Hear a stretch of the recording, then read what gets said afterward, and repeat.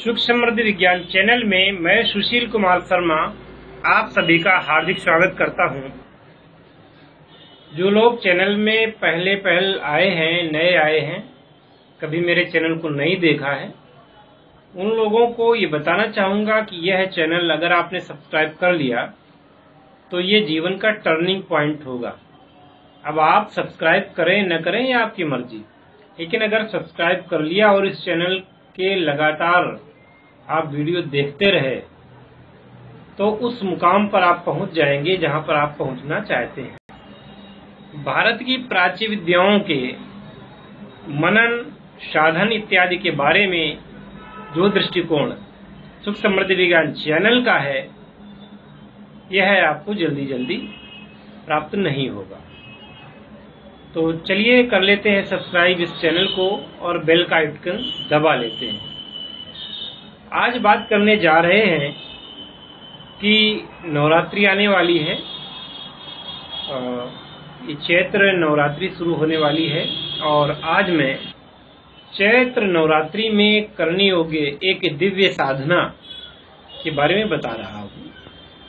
और इस साधना को यदि आप कर लेते हैं जीवन में तो अपने आप में एक विशिष्ट बात होगी और अपने जीवन में आप अद्वितीय सफलता और जीवन का मर्म समझ पाएंगे। यह वीडियो मैं समर्पित करता हूँ अपने सद्गुरुदेव जी को और ये वीडियो समर्पित करता हूँ अपनी माता आद्या काली को। माँ आद्या काली जो है इसलिए कही जाती हैं कि आदि स्वरूप उनका ये है। आदि काल में माता ही थी, तत्पश्चात इस संसार में उन्होंने अनेकानेक देवी देवताओं की रचना की, इसलिए इनको माता आद्या काली भी कहते हैं। माता आद्या काली को श्मशान वासिनी भी कहते हैं, यानी श्मशान वासिनी भी कहते हैं। और चूंकि माता काली का जो स्वरूप है देखने में तो भले ही आपको चाहे जैसा लगे कि नरमुंडों की माला डाले हुए और मनुष्य के हाथों को अपने कमर में उसका अधोवस्त्र बनाए हुए, जीभ बाहर निकली हुई और जिसके नीचे भगवान शिव विराजमान है लेटे हुए। भगवान शिव की लेटे हुए एक ऐसी ये तस्वीर है मिलती है आपको जो अन्यत्र कभी नहीं मिलती, यहाँ पर ही मिलती है। तो अब चूंकि ये ऐसी तस्वीर चूंकि हमारे परम पूज्य श्री भगवान शिव जी जो हैं जगत पिता कहे जाते हैं और इनको अगर काली के नीचे आना पड़ा, ऐसा क्यों, इसके बारे में बताना चाहूंगा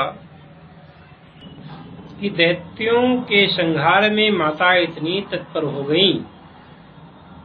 ये तो माता पार्वती का ही स्वरूप है और 10 महाविद्याओं में ये माता काली की भी साधना की जाती है। तो माता जो पार्वती हैं, एक बार शत्रुओं के विनाश के लिए, दुष्टों के विनाश के लिए संहार हेतु उनको एक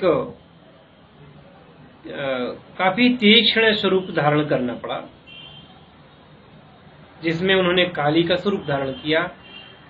और माता का क्रोध इतना बढ़ गया कि जब माता ने उन दैत्यों का वध कर डाला, वध करने के बाद भी उनकी जो क्रोध की ज्वाला शांत नहीं हुई, जब शांत नहीं हुई तो वो उनका क्रोध बढ़ता ही चला जा रहा था और नरसंहार करने में वो तत्पर ही थी।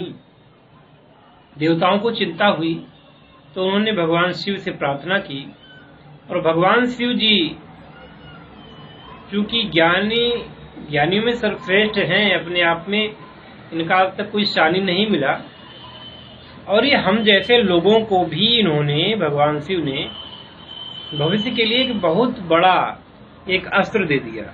भगवान शिव ने बहुत बड़ी सीख दी है कि जब पत्नी इतनी विकराल हो जाए, रौद्र स्वरूप धारण कर ले, तो आपको उसके सामने सरेंडर ही कर देना चाहिए। ये शिक्षा मिलती है इस तस्वीर से, इस फोटो से।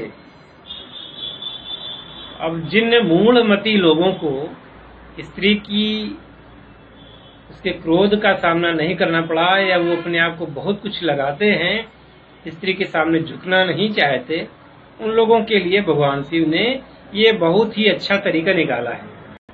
क्योंकि स्त्री को मात्र एक स्त्री तत्व ऐसा है, वो चाहे पशुओं में हो, पक्षियों में हो या किन्हीं अन्य जीवों में हो या मनुष्यों में हो, स्त्री तत्व जो है वो सृजन करता है।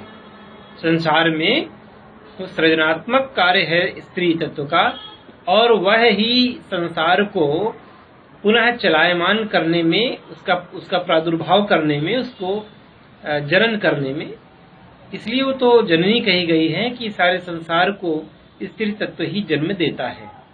पुरुष तत्व तो उसमें जो है सौभाग्य वो करता है, सहयोग तो करता ही है, लेकिन मुख्य जो काम होता है अपने उदर में पालना किसी शिशु को, वो स्त्री तत्व ही करता है। तो भगवान शिव कहते हैं, हालांकि उन्होंने कह करके नहीं बल्कि करके दिखाया, क्योंकि कहने से, उपदेश देने से बात कम समझ में आती है, तो इसलिए भगवान शिव ने वो करके दिखाया, यानी डेमोन्स्ट्रेशन करके दिखाया कि बेटा ऐसा करना, जब कभी भी पत्नी रौद्र स्वरूप धारण कर ले तो सरेंडर कर लेने में ही भलाई है।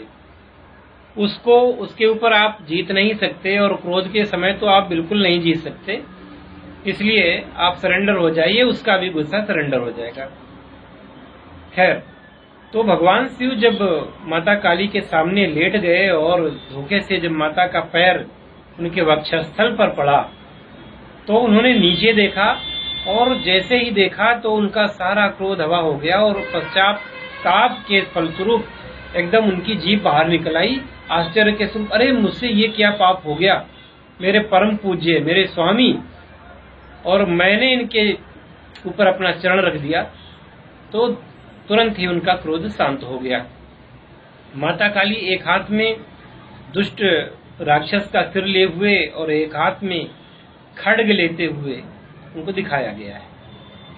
माता काली इस संसार की आदि जननी है, और इतना विकराल स्वरूप होते हुए भी वो सौम्या है, अतिशय सौम्या है, अपने भक्तों पर करुणार्ध दृष्टि डालती ही है। ये रौद्र स्वरूप तो उनका दुष्टों के लिए है, पर अपने भक्त वत्सल स्वभाव के कारण वो अपने भक्तों को अपना दयावान रूप ही दिखाती हैं। जैसे कि उन्होंने स्वामी विवेकानंद जी को दिखाया, जैसे कि उन्होंने स्वामी जो उनके गुरुदेव थे परमहंस रामकृष्ण जी, उनको दिखाया, और उनका स्वरूप इतना सौम्य है कि उनके बारे में कहना, क्या कहा जाए। जब वो माता आपके सामने कभी आएंगी, किसी भी रूप में आवे, अगर आप साधक हैं तो साक्षात्कार अगर होता है आपको, तो अपने आप में आपका तन मन भीग जाएगा, और माता अपने भक्तों के प्रति बड़ा ही मधुर मृदुल व्यवहार करती है। और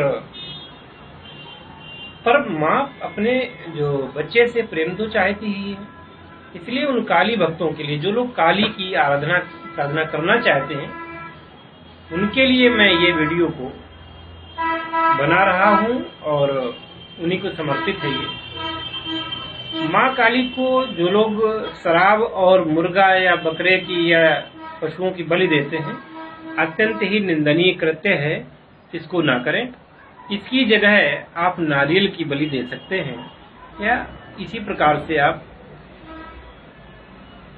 किसी फल की बलि भी तो दे सकते हैं।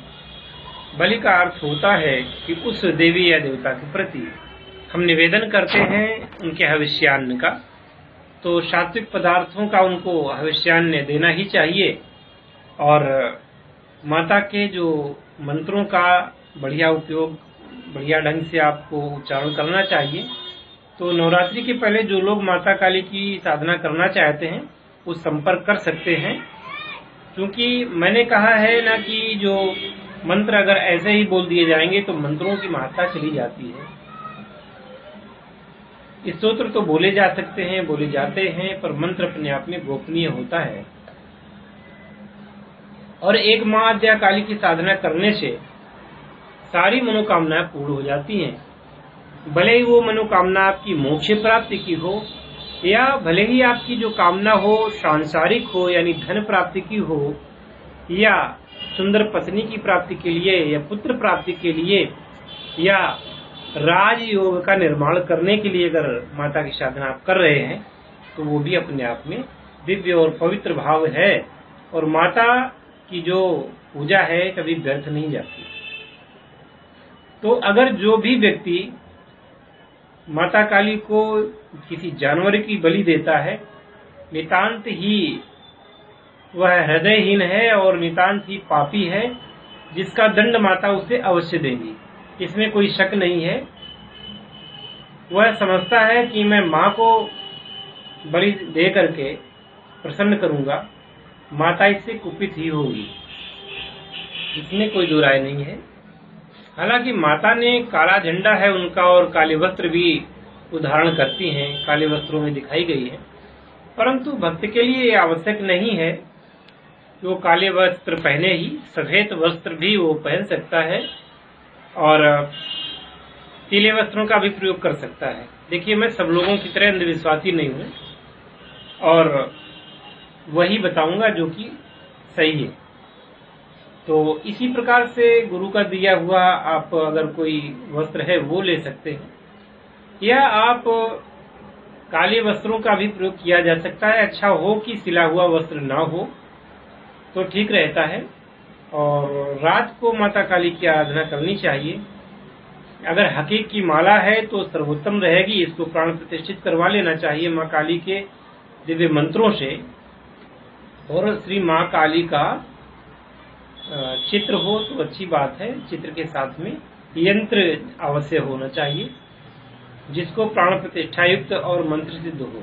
ये दोनों सामग्रियां, इसके बाद में आप सबसे सर्वप्रथम तो गणेश पूजन होता है, फिर गुरु पूजन होता है, इसके तत्पश्चात फिर काली के मंत्रों के द्वारा उनके स्तोत्रों का प्रयोग किया जाता है। माँ काली के साथ भगवान शिव की आराधना करना अपने आप में अच्छा माना गया है, क्योंकि माँ काली भगवान शिव के सानिध्य में जब होती हैं तो वो निश्चित ही भक्तवत्सला और करुणामय होती हैं। इस प्रकार से किसी लकड़ी के बाजोट पर या किसी ताम्रपत्र में यंत्र को रख करके इसी प्रकार से मढ़ी हुई फोटो हो, उसमें गंगाजल इत्यादि से स्नान करके उनको पंचोपचार पूजन करना चाहिए, है? धूप दीप नैवेद्य पुष्प अक्षत इत्यादि। कोई दसोपचार करता है तो कोई षोडशोपचार करता है और कोई अष्टदशोपचार करता है। तो जैसी आपके पास सुविधा हो वैसे ही आप करें। जब भोजन करें तो भोजन दिन में एक बार हो और उस समय माँ काली को 5 कौर पहले भोजन देना चाहिए। देखिए, जो मंत्र का प्रयोग करना चाहते हैं उनके लिए साबर मंत्र भी है, वैदिक मंत्र भी है। साबर मंत्र से भी माता की कृपा को आप प्राप्त कर सकते हैं। अच्छा ये होगा कि इन 9 दिनों में जो नवरात्रि हैं, प्रथमा से लेकर के 9वीं तक माता के 1.25 लाख मंत्रों का जप कर लें। इस प्रकार से मंत्र सेट कर लें कि 9 दिनों में 1250 मालाएं हो जाएं। और इसके बाद 10वीं को आप उनका होम करेंगे। और ये जब साधना के रूप में की जाएगी तो 10वीं को उनका कोई विसर्जन जरूरी नहीं है। ये जो पारंपरिक जो पूजा होती है जिसमें 10वें दिन विसर्जन हो जाता है, वो पांडालों की मूर्तियों को विसर्जन करते हैं। आप जब घर में करते हैं, मान लीजिए आपको 9 दिन में आप नहीं कर पाए 1.25 लाख, तो आप 21 दिन में करिए, 31 दिन में करिए, 41 दिन में करिए। और आवश्यक नहीं कि विसर्जन हो, बशर्ते जो प्राण प्रतिष्ठित मूर्ति घर में है तो विसर्जन ना करें। तो कम से कम जब सवेरे उठें तो उनकी पूजा इत्यादि करना चाहिए, क्योंकि कोई भी जीवित व्यक्ति अगर आपके घर में है, आपके कोई रिश्तेदार हैं, कोई भी आपके घर में है, तो उसकी सेवा शुश्रूषा आवश्यक होती है। उसको भोजन देना है, उनके योगक्षेम का वहन करना है उनको। इस प्रकार से तो अगर माता घर में है तो देखिए आपको उनको जीवित लोगों के साथ जैसा व्यवहार करते हैं वैसा करना पड़ेगा, यानी कि नित्य प्रति आप उनको जल देंगे, नित्य प्रति दीपक लगाएंगे, अगरबत्ती या धूप बत्ती लगाएंगे, नित्य प्रति भोजन करेंगे तो उनको ग्रास देंगे, है ना। इस प्रकार से धीरे धीरे आपकी जो साधना बलवती होती है। और 1250 माला जब आपका जप हो जाता है तो 125 माला आपको उनका हवन करना चाहिए, उनके मंत्र के आगे स्वाहा लगा करके। मंत्र तो मैं अभी बोल सकता हूँ, कई बोल सकता हूँ, लेकिन वो मंत्र देना ठीक नहीं होगा, इसलिए मैं अभी नहीं दे रहा हूँ। इसके लिए संपर्क करें, आपको मंत्र और विधि दे दी जाएगी। और नवरात्रि में जरूरी नहीं कि आप प्रथमा के ही दिन शुरू करें, नवरात्रि में किसी दिन से भी साधना शुरू करके आगे भी कर सकते हैं। तो बशर्ते ये भक्त वत्सला माता सबके लिए समान रूप से पूजनीय है और इनकी साधना सबके लिए उपयोगी है। इसमें ऐसा कुछ नहीं है कि कौन कर सकता है कौन नहीं कर सकता है, माँ सबके लिए माँ होती है। तो मित्रों, मैं यही कहूँगा कि ये वीडियो अभी यहीं पर मैं बंद करता हूँ, और जैसे आपकी प्रतिक्रिया होगी उसी के आधार पे आगे बात करूँगा, अगले वीडियो में मिलूँगा। तो अभी मैं इस अपने वीडियो से आप लोगों से विदा लेता हूँ, मिलूँगा दूसरे वीडियो में। तब तक के लिए जय महाकाल, जय श्री